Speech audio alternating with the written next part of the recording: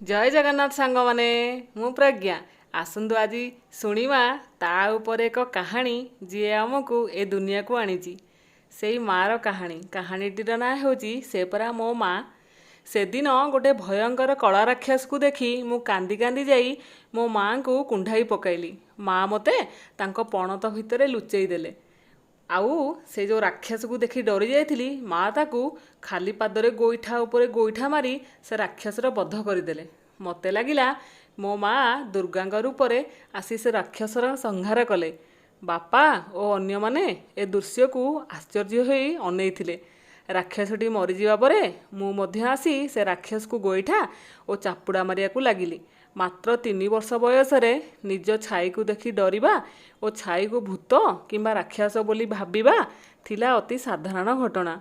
मो पाई निज छाई को देखी डरिबा थिला एहा प्रथम और शेष घटना। माँ से छाई रूपी राक्षस को संहार करिबा परठू ना से राक्षस को मु देखी डरिछि ना भविष्यत केबे डरिबी। माँ को लगी मो मनरू से भय सबुदिन पाई उभे गला।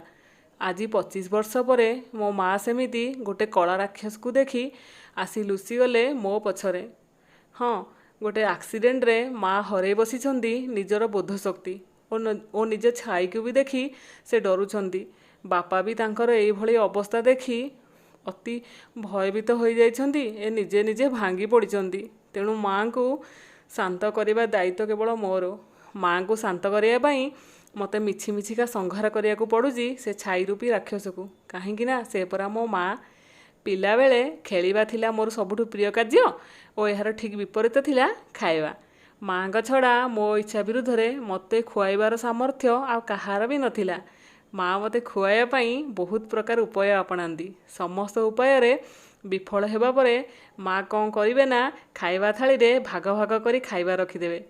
आ मते चिन्हेबे गोटी गोटी करी गोटे बापांगर गोटे काकांगर गोटे जेजेंगर गोटे मामूंगर आ मु खुशी खुशी रे खाइनिए सबुतक खाइबाकू।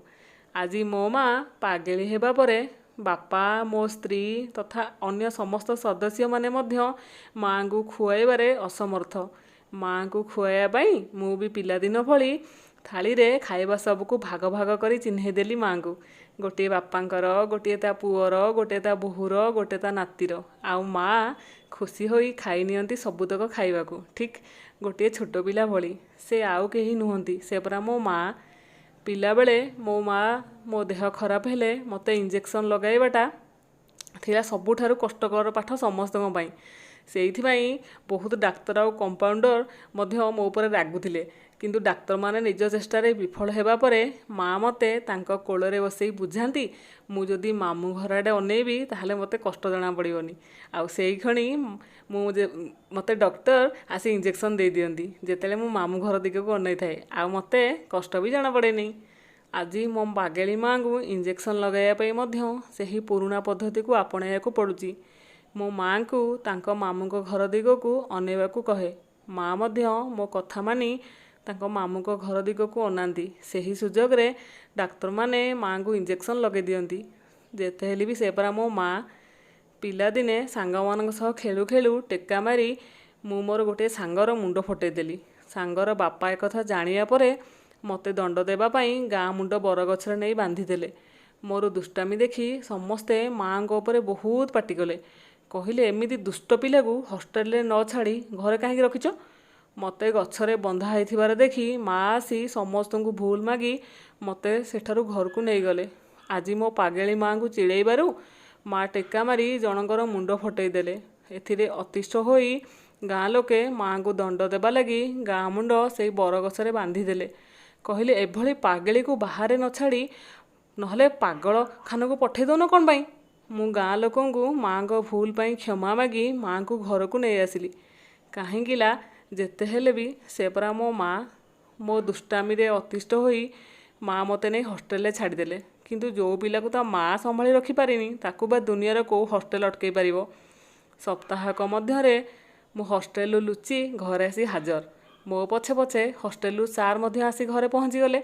सार को देखी मु आसी लुचि गली मो माँ का पछरे। से दिनठू भी माँ मते आउ केबे हॉस्टेल पठे नथिले। आज माँकर पागलामी एवं गाँ लोकंकर धमक रे मु बाध्य होई छाड़ी दे आसिली ମୋ ମାଆକୁ ପାଗଳଖାନାରେ। କାରଣ ଗାଁ ଲୋକ ମୋତେ ଧମକ ଦେଲେ, ଯଦି ତୁମ ମାଆଙ୍କୁ ତୁମେ ପାଗଳଖାନା ପଠେଇବନି ତାହେଲେ ତୁମକୁ ଗାଁରୁ ନିଆଁ ପାଣି ବାଛନ୍ଦ କରିଦେବୁ। ହେଲେ ମାଆ କ'ଣ କରିଥିଲେ ନା, ଲୁଚି ଲୁଚି ପାଗଳଖାନାରୁ ଲୁଚିକି ଆମ ଘରକୁ ପଳାଇ ଆସିଲେ। ସାଙ୍ଗେ ସାଙ୍ଗେ ପାଗଳଖାନାର ଗାଡ଼ି ମଧ୍ୟ ଆସିକି ପହଞ୍ଚିଗଲା ଆମ ଘର ଦେବର ଦାଣ୍ଡରେ। ପାଗଳଖାନାର ଗାଡ଼ିକୁ ଦେଖି ମାଆ ଆସି ଲୁଚିଗଲେ ମୋ ପଛରେ। ଏବେ ମୋ ସାମ୍ନାରେ ଗୋଟିଏ ପ୍ରଶ୍ନ, ମୋ ମାଆଙ୍କୁ ପାଗଳଖାନାକୁ ପଠେଇବି ନା ପଠେଇବିନି। ବହୁତ ଭାବିଚିନ୍ତି ମୁଁ ଗୋଟିଏ ନିଷ୍ପତ୍ତି ନେଲି କି ଯେତେ ହେଲେ ବି ସେ ପରା ମୋ ମାଆ। ଆପଣଙ୍କୁ এই କାହାଣୀଟି କେମିତି ଲାଗିଲା ମୋତେ କମେଣ୍ଟ ବକ୍ସରେ କମେଣ୍ଟ କରିକି ଜଣେଇବେ। ଆଉ ଏଭଳି ନୂଆ ନୂଆ କାହାଣୀ ଶୁଣିବା ପାଇଁ ମୋ ଚ୍ୟାନେଲକୁ share, subscribe, like and comment କରନ୍ତୁ। ଜୟ ଜଗନ୍ନାଥ।